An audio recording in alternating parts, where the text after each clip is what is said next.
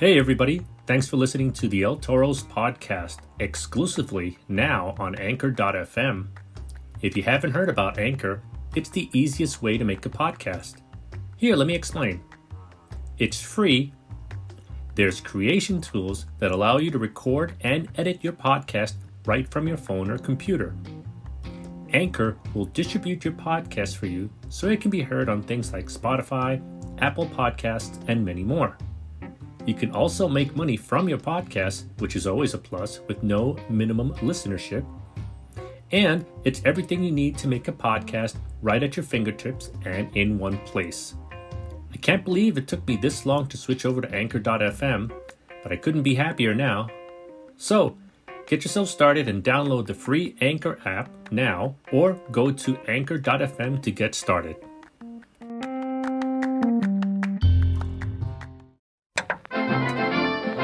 Finest professional wrestling from the Northeast and Mid-Atlantic region, Capitol Wrestling.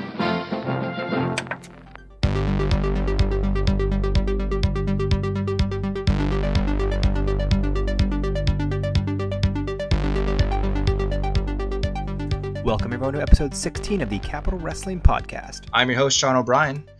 You can catch us here every Wednesday afternoon at soundcloud.com/LTorsPodcast. You can also follow us on Twitter at Capitol Wrestling without the G. You can follow me on Twitter at Sean Neutron. Catch us every Saturday live at 6:05 via the GFQ network on gfq.tv.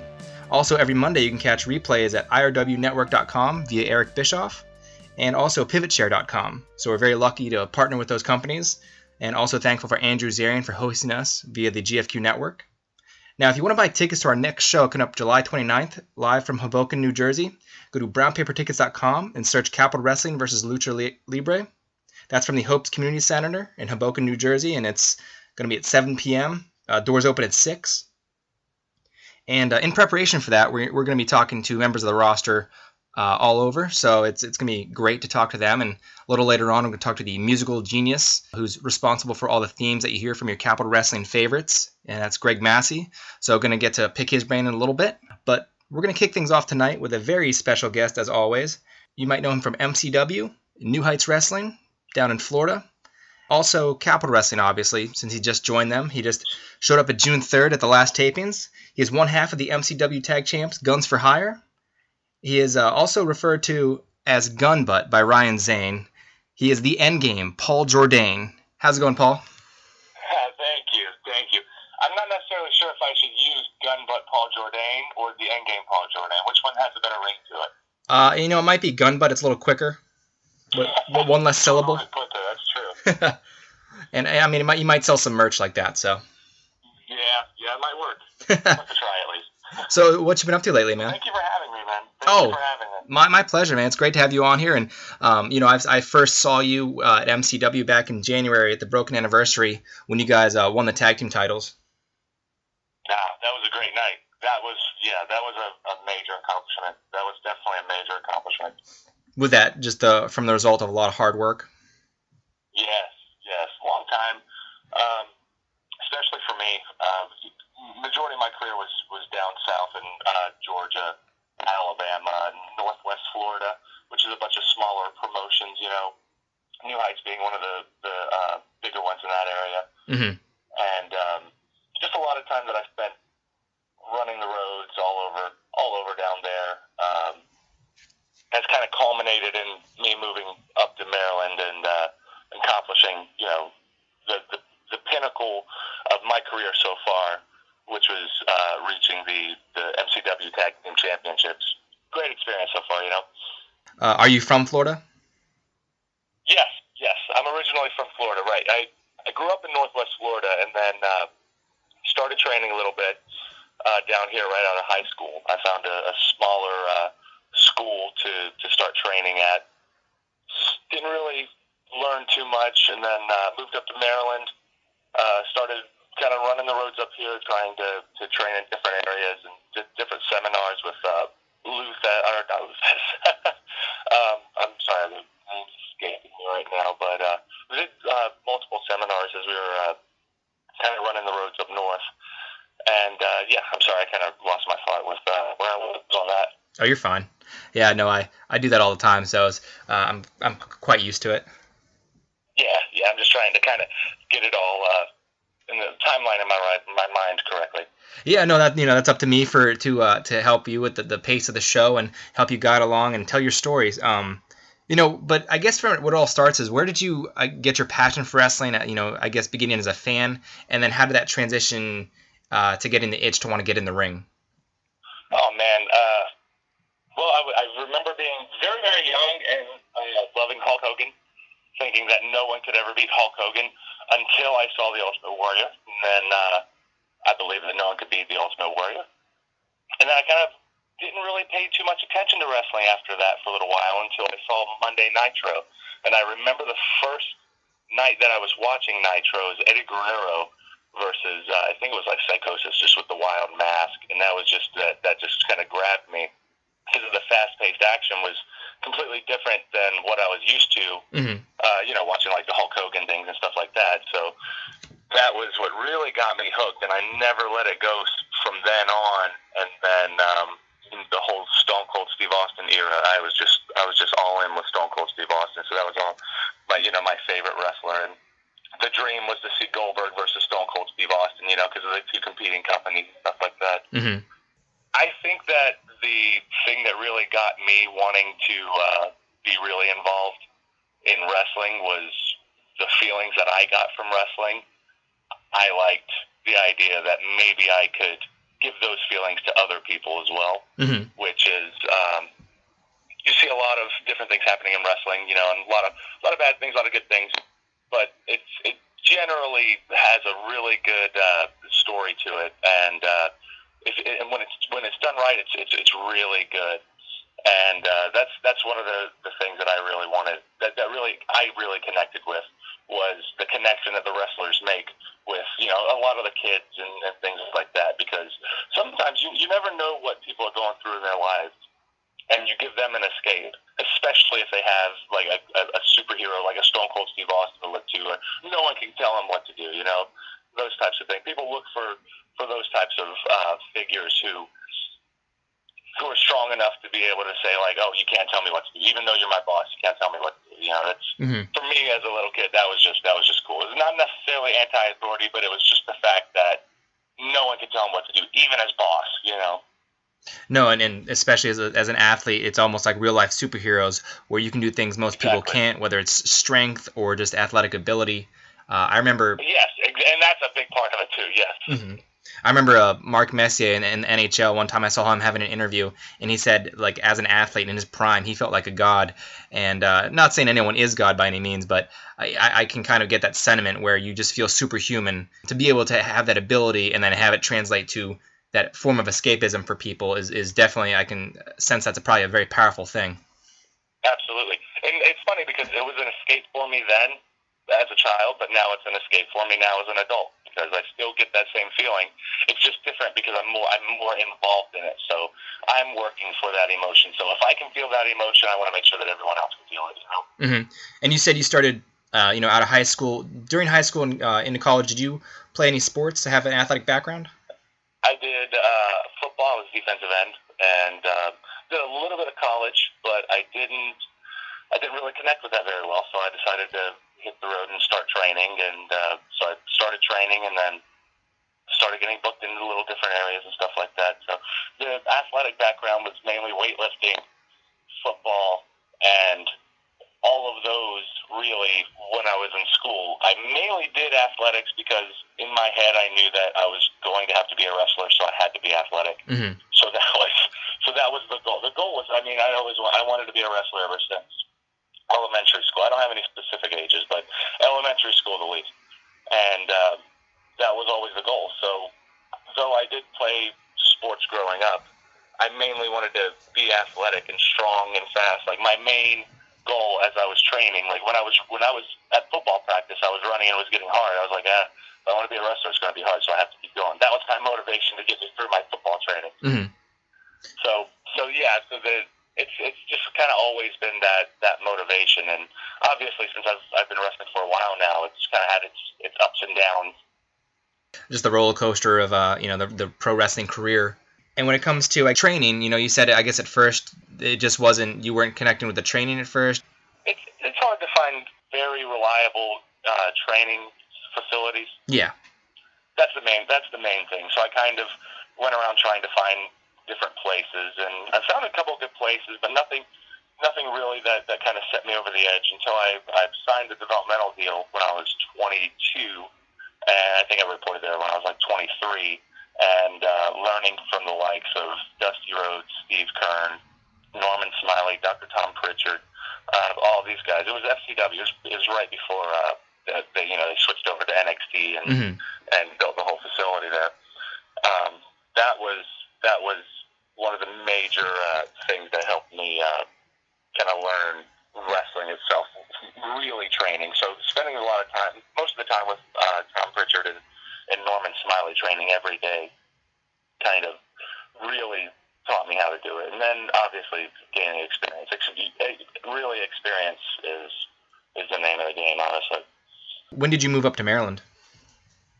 Well, I've been back and forth, man. So when I first started wrestling when I was 18 out here, and wasn't really training very well. Then I moved up to Maryland when I was 18, right out of high school. I got signed.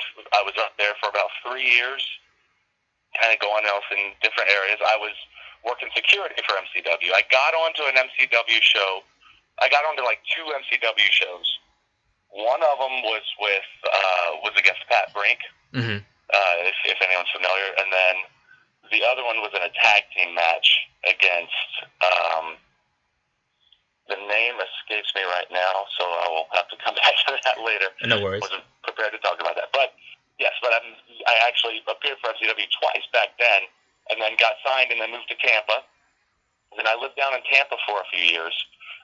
Once I got released, I was only in developmental for about a year and a half or so, something like that. And then I got released, but I stayed living in Tampa, and then just kind of started hitting the roads since I still had connections, down south. So then I stayed down there and kind of hit the roads, hitting all of those areas, and then just recently moved back up here about 3 years ago.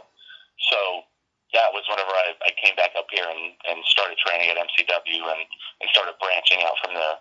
So I've been back in Maryland for about 3 years. So sorry for the long, the long explanation, but I've kind of been back and forth a lot. Oh, no, I like to flesh out exactly, the timeline of everything, and it helps me and it helps the fans connect and kind of go through your journey and to see your persistence and how it's paying off. It takes time. It takes a lot of time. It takes a lot of time, for sure. Exactly. There's some guys out there who can make it click in like a year or two, and they're very exceptional cases, but most guys, as I've seen, like you said, it takes time, and you have to work out certain kinks, whether it's with gimmicks or just. Everyone's working with something different. Everyone's got a different life experiences, different. There's no magic pill that really can say it. Like that's a big thing in wrestling too, because you never really know, because certain amounts of experience get more success here and there, and blah blah blah, whatever works for different people, but. It's your own path, You just have to accept your own path and try to continue and make yourself better as much as you can. As long as you're constantly striving to improve, I feel like you can't lose, and that experience is invaluable, Exactly. And how would you, I guess, moving back to Maryland, what's the biggest difference for you in the setting? And does that help you more up north, or does it? More competition, yes. More competition. More places to wrestle at more often that have more quality competition. That was one of the things that I really felt that I needed, and I felt that I needed to get back up here, because there's just more competition. And I was champion in New Heights Wrestling for almost 2.5 years. I'm the longest reigning champion there, and I've accomplished the tag team championships. I've accomplished Southern Wrestling Association, the heavyweight, a bunch of different championships down there, which is all great and fine. But I feel personally that in order for me to make my mark in the wrestling business, I needed to come up here and then branch out from this area and test myself against this competition up here, which is why you're starting to see me start to branch out and be in more places than just MCW now, because now I'm ready to face that competition. Exactly. And as a guy with your size, what are the pros and cons? Okay. Yes, the are obviously I can use my size to my advantage, Mm-hmm. and I can, especially if you get me in there with the high flyers. That's one of my favorites because I can track them down, run them down, and slow them down. And it's really hard for them to escape me in an 18 by 18 square ring. You know, it's a little bit more complicated. So that's definitely a plus. But with the same thing being said, if I spend the majority of my time trying to chase them around, more than likely I'm going to get tired out before them just because I have a little bit of a bigger body. So that's kind of the cons, and that's what I'm facing whenever I'm thinking of the competition that I have to face. So if they're a little bit smaller, I think they're going to try to run me around a little bit. So I have to be smarter about it. I have to find different strategies to go about it and see how I can handle them. But if it's a bigger guy myself, then obviously I'm going to have to think a little bit more about how I'm going to go about it because the size advantage gets taken out a little bit. But I'm a little bit bigger than most of the guys that I face. Sometimes I'll get somebody my size, but either way, I like to think that I'm ready. So hope that I have helped with the pros and cons on that one. No, definitely.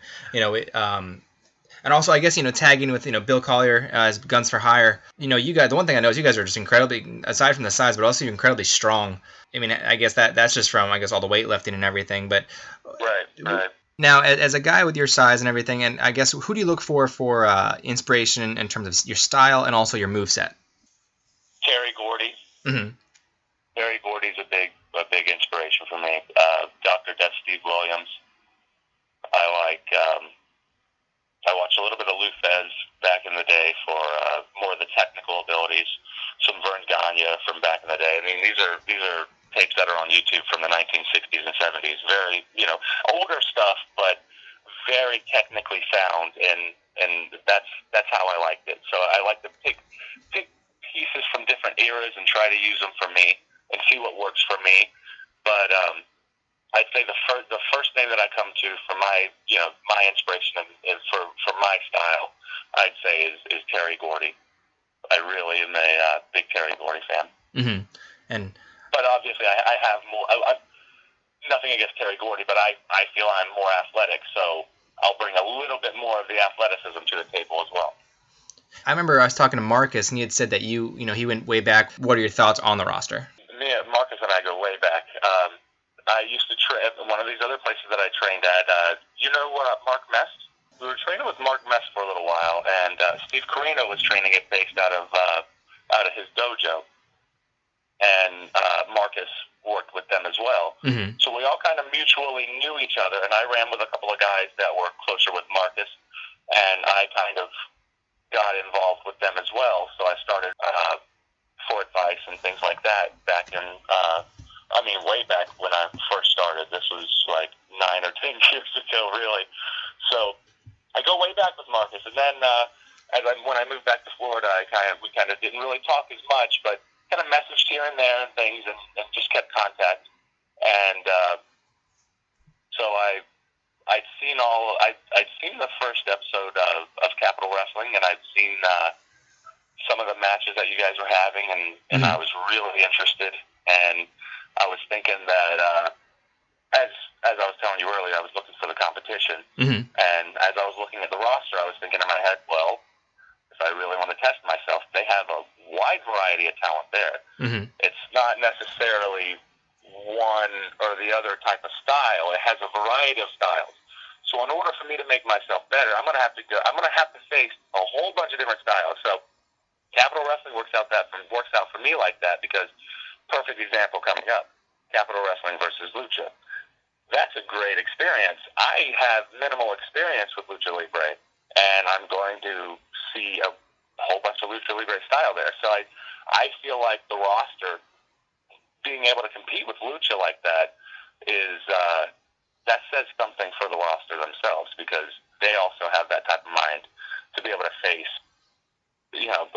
styles that they're not necessarily familiar with, or maybe they are. But for me, looking at Capitol Wrestling, that's what I'm coming for. The competition and the clashes of styles, because I'm sure that I'm going to be facing people that have different styles that I probably wouldn't find running the roads down in southern Georgia, Alabama, and northwest Florida. Exactly. I guess the farther north you go, the much different the scene becomes. And Right. it just, when I saw you show up June 3rd, I'm like, that's a big surprise for me because I had no idea you were going to be there. And that was way before the show even started when I saw you walk into the building, and I'm like, okay, well, this is going to be pretty cool. I'm curious how they're going to incorporate him. And, you come out to confront Ryan Zane. And, what was running through your mind at that point? I got to make it happen. This is an opportunity that I need to take advantage of, and I need to make it happen, and I need to make it happen fast. Mm-hmm. Plain and simple. Plain and simple. Nothing against him. I don't even know him personally. Mm-hmm. That was the goal, and that was what I had to do. I had to make a statement.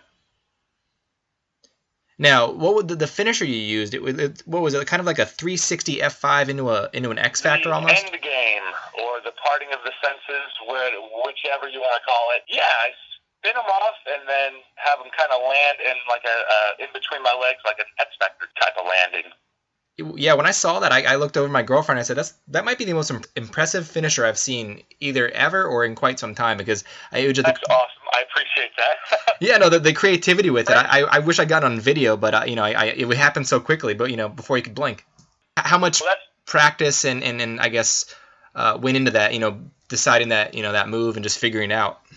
Well, I did a different move before. I used to do the Widow's Peak, which Sean O'Hare kind of made popular whenever he was running on SmackDown, mm-hmm. I believe it was, where he had them on their shoulders and he would spin them off and kind of swing their legs out of the way and then have them kind of land flat on their backs. Yeah. Well, I was doing that for a little while, and then I had a problem because I would face big guys that were about 300 pounds, and though I can get them on my shoulders, I can handle that weight.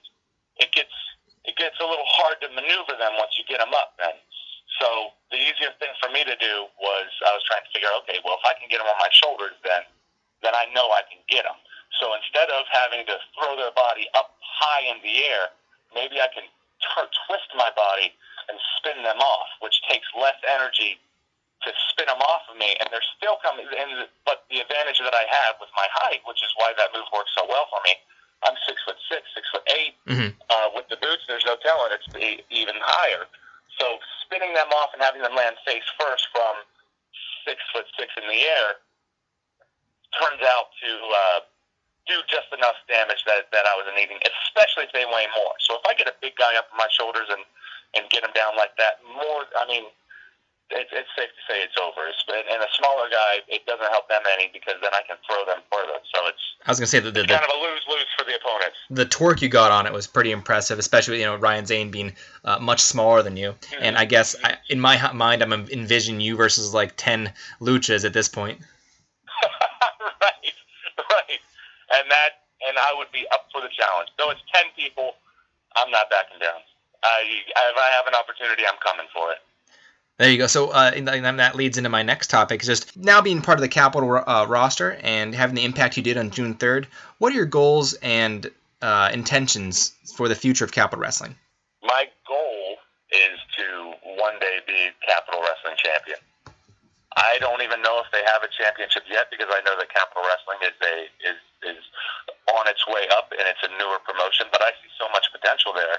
I think they're going to have one.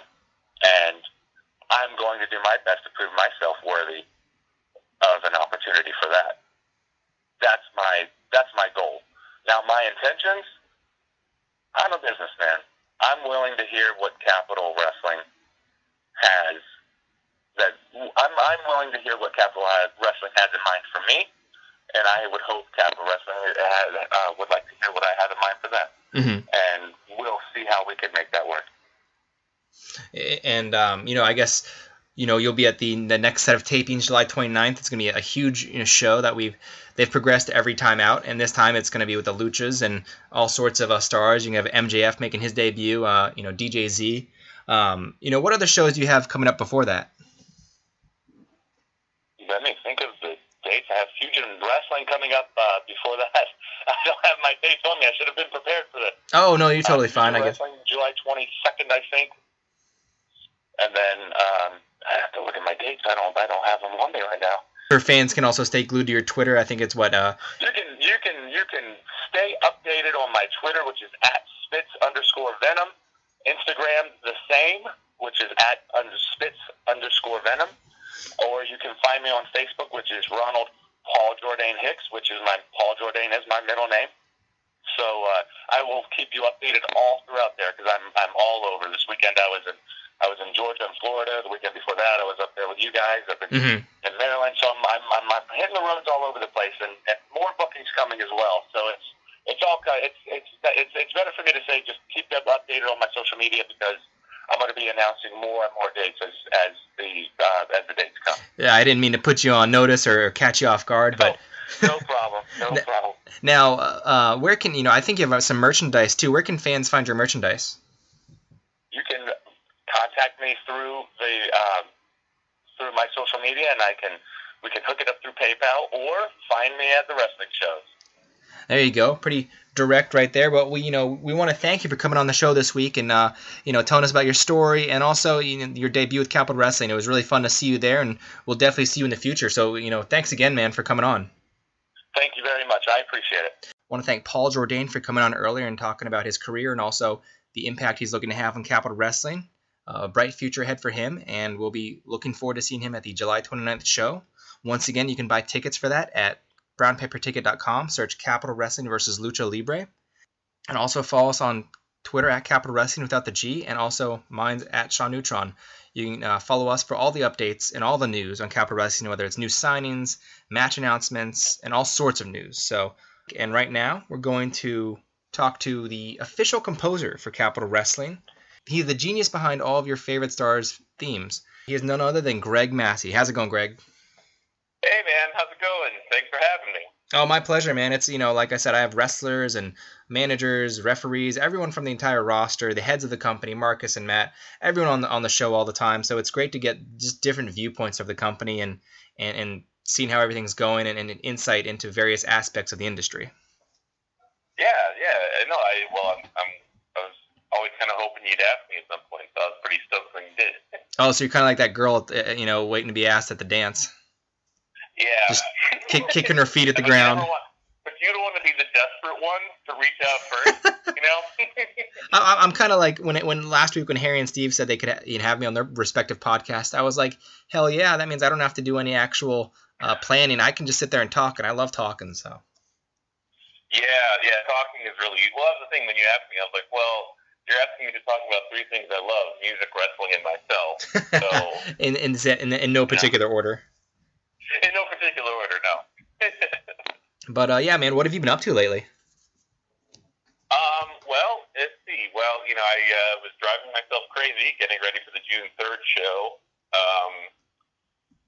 And then I had a discussion with Marcus after that show, and so we kind of decided there's not as many themes I need to get ready for July 29th, thankfully. Mm-hmm. But there's a couple of priority things that we want to get done for certain characters who I won't name right now. But so that was kind of my first thing when I got back. I tried to take, I always try to take a couple days off after I work because I always end up staying up super late the night before a show, getting themes done and driving myself crazy. So I feel like I need to decompress. But within a couple days, I was back at it, funky on guitar while I was watching TV and stuff like that. And so I can't stay away for very long. Doing that, doing a little freelance work, as you know, rehearsing with my band Concilium, and and then amidst all of that craziness, I still have a day job which I need to go to and pay the bills with. So it's been kind of busy, but but pretty fun. Yeah. In between posting Instagram videos of your dog, which is your actual profession. Yeah, I feel like I'm really good at it now. I think they should just hire him and give him a contract so I don't have to work anymore. He can be the star. He can be the breadwinner. That's what years ago people used to look at their kids and go, okay, you're going to be the star and I'm going to get you famous for YouTube. And these days it's like, hey, now you look at your pet. So we're desperate for anything. Oh, yeah. They had a whole – bring it back to wrestling, sort of wrestling, but, there's a whole Total Divas episode about, Renee Young trying to get her dog in an acting deal, and then Natalia trying to get her cat a deal, and I'm just like, Yeah, I could probably get my dog a deal if I really put my mind to it. I mean, we have to act quick with the short lifespans and everything. So unless you have an iguana or a parrot or a turtle. Yeah. Yeah. Yeah, I know exactly. Yeah, here's my turtle. He's gonna be around for 100 years. You got plenty of time. But that last set of tapings that Capitol had were very fun, and like you said, a lot. There's a lot of preparation that goes into it. From talking to Harry and Steve, aside from announcing, they do a multitude of things. A lot of feathers in their caps. Talk about your preparation for the last show and what went into that. Oh, okay. Well, the first thing was once Capitol started getting broadcast live, and I think Harry and Steve touched on this a little bit.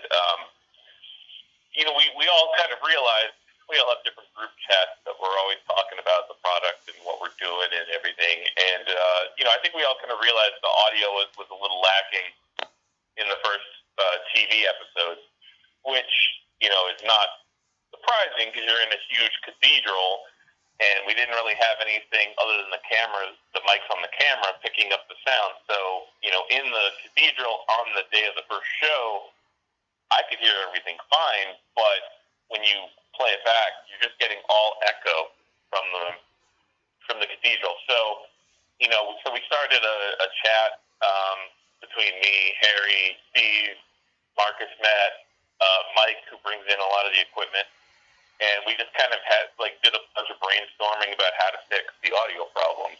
So I think, Harry and Steve talked about it that, we really worked hard over a month to kind of get together a good plan it was mostly those guys. I just kind of was chiming in a little bit. But, and then, so that was kind of the main goal was like, okay, how do we present the audio better for the live audience, but then also preserve the audio quality so that it'll make the TV shows better. It'll make, the in-ring promos pop. It'll make the music pop, that kind of stuff. That was really what we were concerned with. So that was a big concern. And then for me, it was just, we had so many people debuting. It was like, okay, well, Joe Keith, Joe Yates, and the Danger Family. And so I just thought the list of music I had to write get bigger and bigger and bigger. and, I'm lazy by nature. So I wrote a lot of stuff, but I didn't record a lot of stuff. And so it just kind of built up, and then I was like, oh, crap, I've got a week left. and so just, a lot of that, a lot of just last-minute recording, because usually what happens is I'll get the themes to a certain point for the live show, but before they actually get released on Bandcamp, I'll usually go back and tweak them some more. So I don't really concern myself with getting them 100% perfect, but, I still, I had a lot of work to do, basically. So that was my crazy time in May.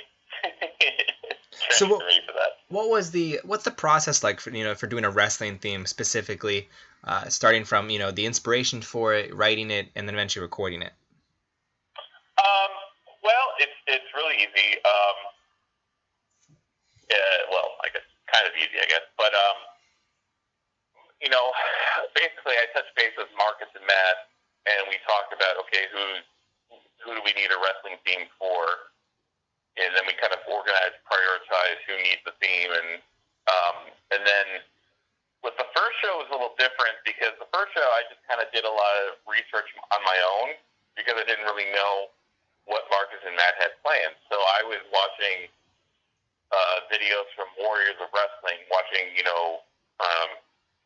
Colossal Mike Law videos, watching Matt Sextel's videos, and trying to get a sense of the characters from the videos. And then I talked with Marcus and Matt, okay, what is your vision for the character? What do you see this character doing? What is, what's their motivation, that kind of stuff? Are they a good guy, bad guy? And then I'll ask them, okay, so if you could name one or two songs that would epitomize this person, what would you name? And then they'll give me suggestions, and then I'll just listen to those songs, and then I'll kind of come up with an idea on my own. And, usually it starts on the guitar. I always kind of have a guitar handy every room of my house, much to the chagrin of my wife. And so yeah, I'll just strum, and I'll like kind of get into the mindset. Okay, well, this is what this character is going to sound like, and then I'll just try and do that. So that's usually the first part of it, is just figuring out who the character is and what would kind of make them pop. And I'm still kind of new to it, so sometimes I nail it. Sometimes I'm not as close as I'd like. So it's a never evolving process. So prior to Capitol, how much experience had you done with wrestling? None. None. Okay. And yeah, none. Just a lifelong fan. I mean, I guess you can count when Marcus and I were roommates in college, and the hardcore matches that we would have in our dorm rooms. But yeah, that's field research. Yeah, or the amount of times I gave him a choke slam. No, but it's definitely a very unique process. But I guess also it starts from finding your love of music, and I believe we talked before, and you told me about. I think it started in 8th grade for you, and where talk about the inspiration and just realizing when you realized you had a knack for it. Well, the inspiration was Poison, because I kind of grew up right at kind of the death of hair metal and the beginning of grunge, and so. Poison was kind of my first real love, and they kind of made me want to become at first a bass player, but then I only had a guitar around the house. My sister had tried playing guitar in the 80s, and nothing ever came of it. So she had this old 1960 Italian guitar and a really kind of crappy amp, and so I just started plunking around on that, and it was a weird time for music. Like, don't get me wrong, it was like in this weird transition. And so I was like trying to pick up stuff I heard. Like there was like Extreme, More Than Words was a big hit at that time. And then Red Hot Chili Peppers. I remember trying unsuccessfully to learn Under the Bridge. Uh-huh. Metallica was a big one. That was kind of the big thing that really kind of drove me was when I heard that Metallica Black album. That was like a real big deal for me. And so yeah, that's really where the passion came from. Was just growing up in that. It was when MTV still played music videos. Oh, so, yeah, way back in the day. It was just, yeah. No, it seems like forever ago. Late 90s, early 2000s, and then there's a certain cutoff at that point. Yeah, well, I always kind of look at it when they had Hanging with MTV or I don't know, the Carson Daly Show. Yeah, totally. TRL. That thing where it was, TRL. Thank you.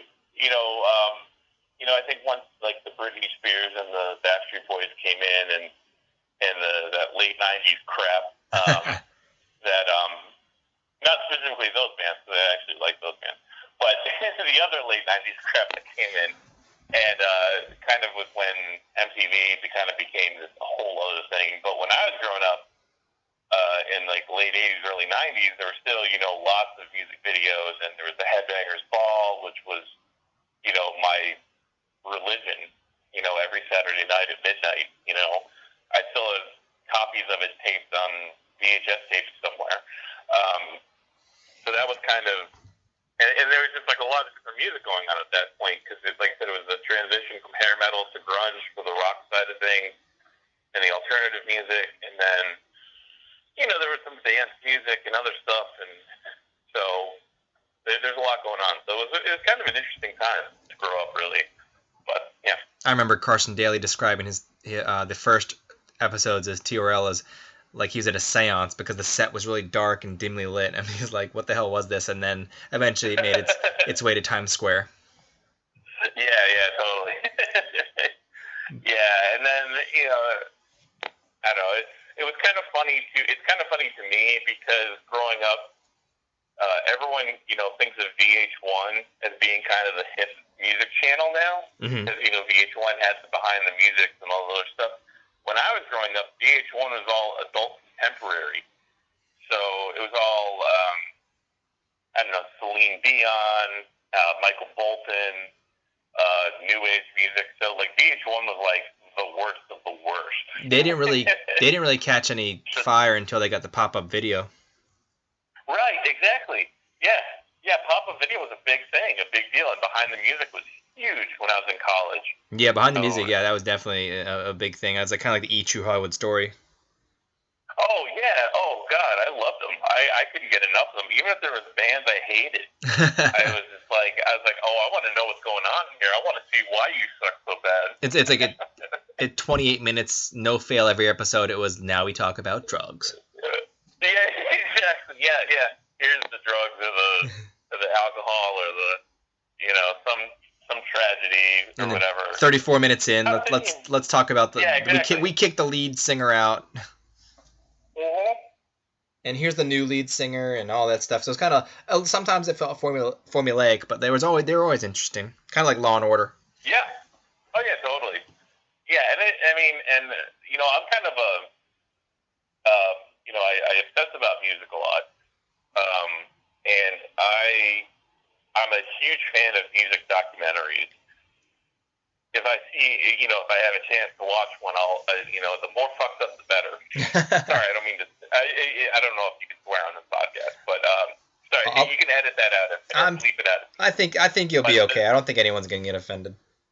Okay, but the more messed up, the better it is, and I just love, I love hearing about musicians and what they go through, and especially there's a DVD series called the Classic Albums series, and it goes into the studio with bands where they talk about how they made their famous albums.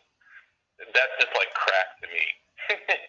I love seeing like, this is how we put this song together. Like I said, even if the song I hate, I'm like, there's still some validity to what they're doing as artists. So if somebody cares, and so just like seeing the process behind it is just amazing to me. I love it. So. And you mentioned Poison is one of your inspirations when you're growing up, but what are your favorite styles of music, not only one, to listen to, and two, to compose? Okay. Well, listening to has become quite varied recently. I think if you talked to me 10, 15 years ago, I would be metal all the way, because that's just kind of the way I was from, like 91, onward. I mean, heavy metal is just kind of in my blood.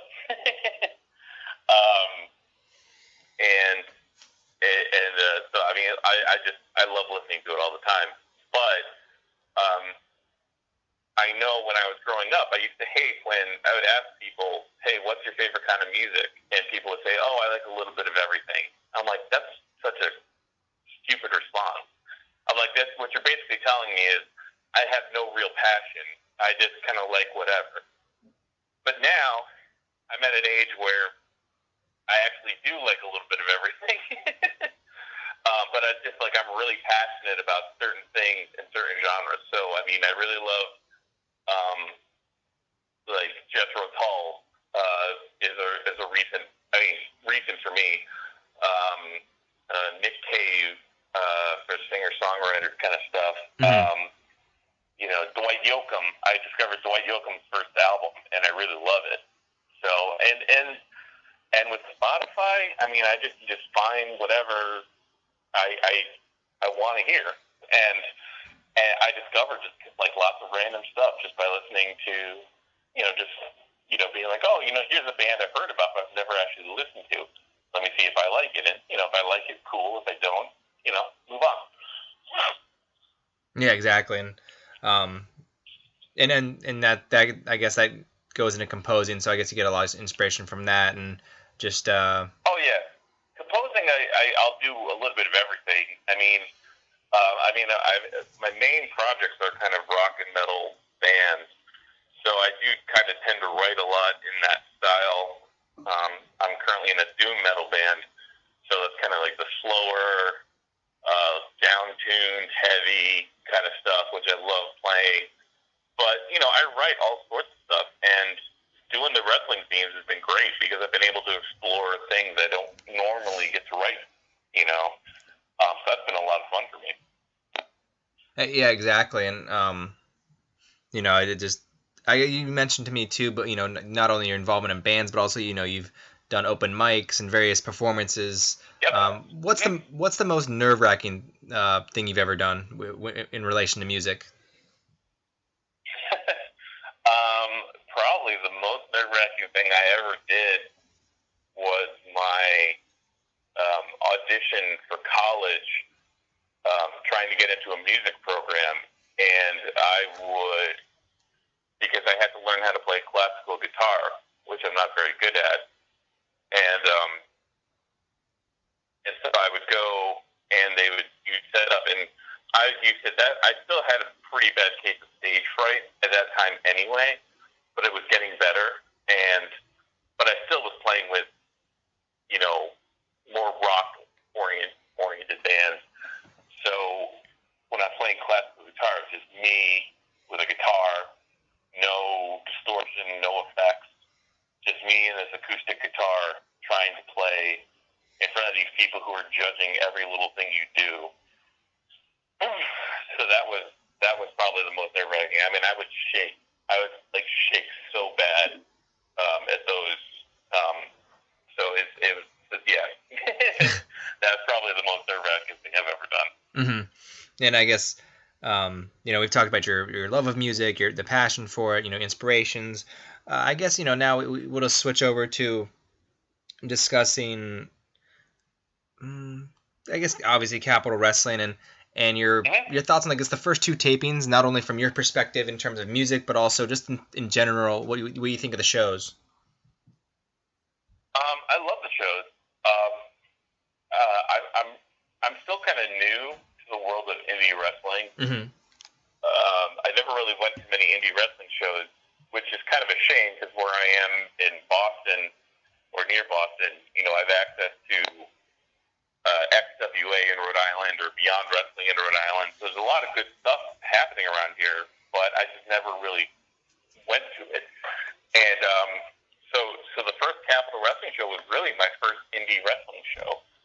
So not realizing that I probably should have been helping out with stuff, just sat myself in the front row and watched the show as a fan, and it was amazing. I mean, everybody did really good. The crowd was engaged, even though it was freezing, and it was a lot of fun seeing the characters that I had written music for come to life.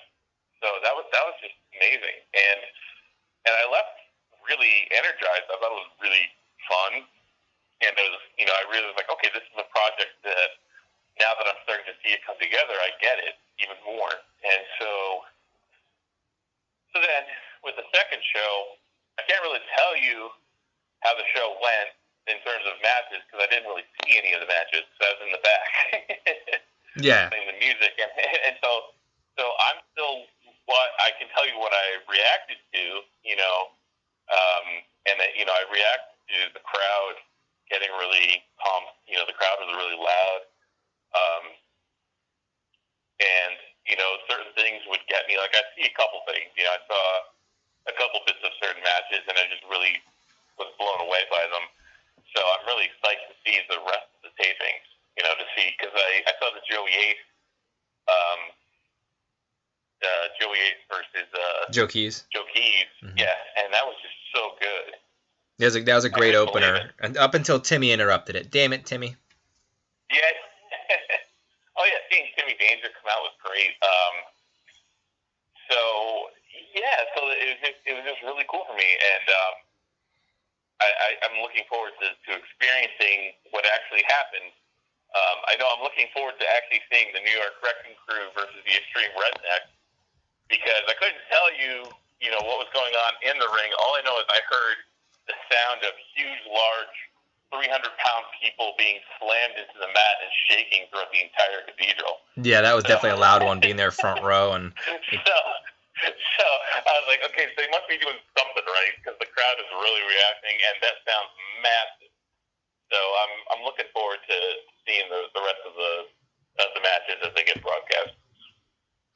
Yeah, no, that definitely. I'm excited to see how they play out on television after seeing them live. But We had quite a few new themes this last show. As you were saying, you kind of had to cram that last week or so. You had Colossal Mike Law. You had the Danger Family.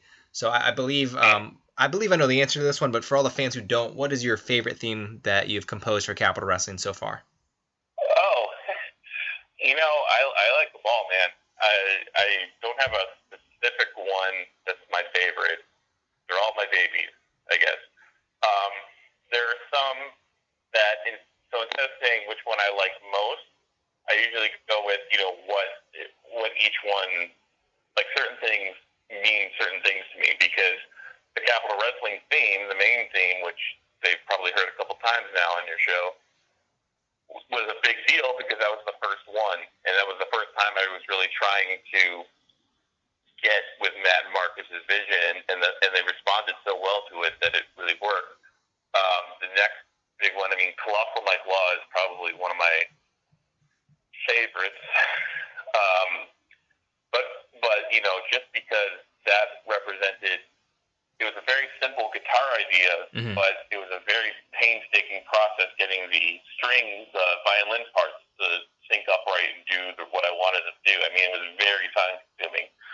So hearing it resonate so well and come through really good in the cathedral, and him coming out to it, and he kills it on the entrance. So, I'm very proud of that one. But they all have a little bit of something that I really, really love, and I'm really proud of. I'm hoping people like the Jason Karloff theme, because I was pretty happy with that one. They all have their moments. Yeah, I remember I was telling Harry and Steve last week, and just when we had a few drinks after the show to celebrate it, I said to you, my favorite one was Ken Dixon. You're like, yeah, I didn't do Ken Dixon. I'm like, I'm a jerk. Yeah. That's okay, because I really like Ken Dixon too. So, yeah, there was a few people I didn't actually have themes ready for. Joey Ace was one, which I was kind of bummed out about. Gangone, I didn't have one for, but the problem was that we didn't have really good internet there, and Anthony Gangone actually has his own theme music that he bought and paid for himself. Mm-hmm. And so I said, oh, good. I don't have to write one for him then. So there are certain people I was like, oh, cool, I don't have to do something for them, and that made my life easier. And then I think, Kermit I don't have anything for. Jeff Cannonball is his something else. Ronnie Burton obviously comes out to his own guitar playing, which he should. What about, I think when I was talking to Paul Jordane earlier, does he have anything in the works, or is there anything being composed for Paul Jordane? Yes. Mm-hmm. Yes, there is something in the works for Paul Jordane. It's something that is going to be very different from the other themes if I can pull it off the way I want it to be. He could make an entrance with that. He could make a really good entrance without music. So the fact that you just give him music to back it up, it's just going to be, I think he's going to stand out even more. Oh yeah. Well, and that's the thing. He's such a presence that I don't want to do, like, for instance, his theme is not going to have a big melodic hook. Let's put it that way, because he doesn't need that. Yeah. He doesn't need something for people to latch onto. He needs something for people to be terrified of.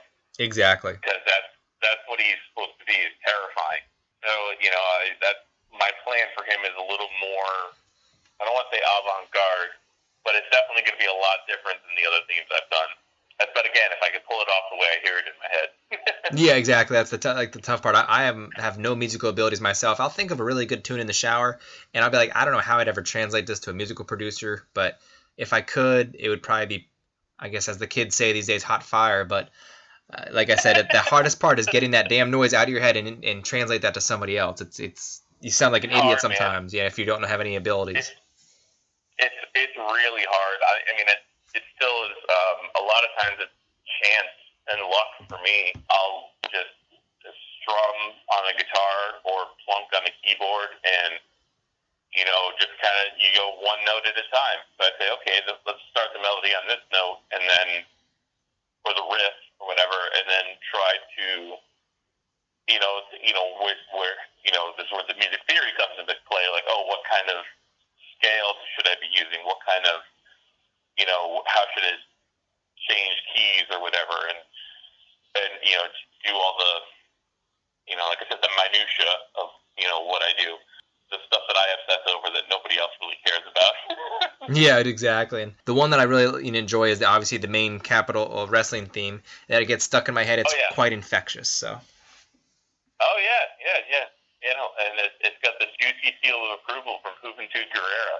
Oh wow, there you go. I don't know if you knew that or not. No, I did not know. And now I'll sleep better tonight knowing that. But yeah, it is. I mean, it's supposed to be. I mean, it's just supposed to be, a throwback to, Marcus and Matt sent me World Championship Wrestling theme or Georgia Championship Wrestling theme from the 80s. And it's supposed to be kind of a throwback to that, like the Midnight Express, their old theme music. Because I love that stuff a lot. I love the classic kind of electronica stuff, synthesizers. I'm a big fan of all that stuff. So, but I try. Yeah, definitely, and I look forward to seeing what you have in the pipeline for the future shows, and I definitely like what I've heard so far, and it is great to have you on here tonight, Greg. Oh, thanks, man. Anytime, man. I loved it. This is a lot of fun. Definitely, and also I think your tunes are also available for purchase. Can you tell fans where to download them? Yes, I can. It is at capitalwrestling.bandcamp.com, and there are currently 7 themes up for sale there. The new ones won't be hitting the site for another couple months, maybe, just because I've got stuff I got to do for the 29th, and then I'll probably go back and finish them. Yeah. But for now, there's 7 themes out there. You can get the Colossal Mike Law one, the Matt Texel one, Logan East of LaRoe, another one I really had fun putting together. The Capitol theme, Pain Train, Luxury Muscles Incorporated. They're all kind of a little diverse. They all have their own little elements to them. So it's a fun listen if you get all 7 of them. And obviously the money comes to me. So there you go. I encourage you to buy them. Yeah, I'll say the one thing about Pain Trains, it kind of reminds me of Diesel. Yeah. It's a little bit of Diesel. It's a little bit of Arn Anderson. A little bit of Earthquake mixed in there too. Yeah, there's a couple different elements I wanted to do for the Pain Train, just because he's such it's his presence. He's Pain Train, so he has to come out to something that kind of epitomizes that. And I was pretty psyched because he really liked it. And that's probably the greatest compliment is when a wrestler tells me they really like their theme. I could have sworn your inspiration for that was going to be the New Day's theme. Yeah, I know. You think New Day, you think Pain Train, obviously. Totally. But yeah, I mean, they all kind of come from. I mean, there are little subtle references to other themes, like Colossal Mike Law's kind of Mr. Perfect meets Lord of the Rings was kind of the vibe I was going for. So I try to take little things from other wrestlers' theme music and kind of put it into what we're doing. So yeah, so it's cool that you saw the Diesel thing, because I think that the Diesel theme was definitely a subconscious thing for me when I was writing it. Yeah, and where can fans also find you on social media? You can find me on Facebook. I have a couple different sites there, but I guess the best one would be under Greg Massi, musician/podcaster. That's kind of my fan page. I've kind of been a little more picky with my personal page, but that's where I post a lot of the updates about what I'm up to. Then also, you can check out my band Concilium. That's CONCILIUM. And we have a Facebook page, and we've got some videos up there. We don't have an album out yet, but we've got some pretty kick-ass live videos on there. So, that's kind of my main live project at the moment.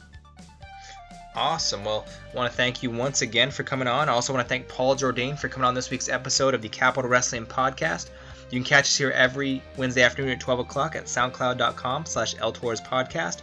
Follow us on Twitter at Capitol Wrestling without the G. Follow me at Sean Neutron. Every Saturday live at 6:05, you can catch Capitol Wrestling via the GFQ network. Also Mondays on irwnetwork.com and pivotshare.com. You can catch the tapings of the show, or the repeat airings, I mean. I want to thank you with our partners with Andrew Zarian and Eric Bischoff. If you want to buy tickets to the next show, go to brownpapertickets.com, search Capitol Wrestling versus Lucha Libre. That's on July 29th at the Hopes Community Center in Hoboken, New Jersey, a debut for the company in Hoboken, so that's going to be really exciting. And also, just come back, and I guess my other cheap plug right now will be for my other podcast, the Squared Circle Sound Off. That's every Thursday night, WLWstudios.com/Squared Circle Sound Off. You can follow us on Twitter at SCSOPod. Greg is actually working on a tune right now for the show, and I'm excited to announce that here. And once he gets that done, and whenever, I mean, we'll figure it out, and I'm sure it's going to be a 10 out of 10 tune, and can't wait to hear it and add it to the show. So once again, fans, I want to thank you for listening to this week's episode with Paul Jordane and Greg Massi, and we'll be back here next week at 12 o'clock at soundcloud.com/El Torres Podcast.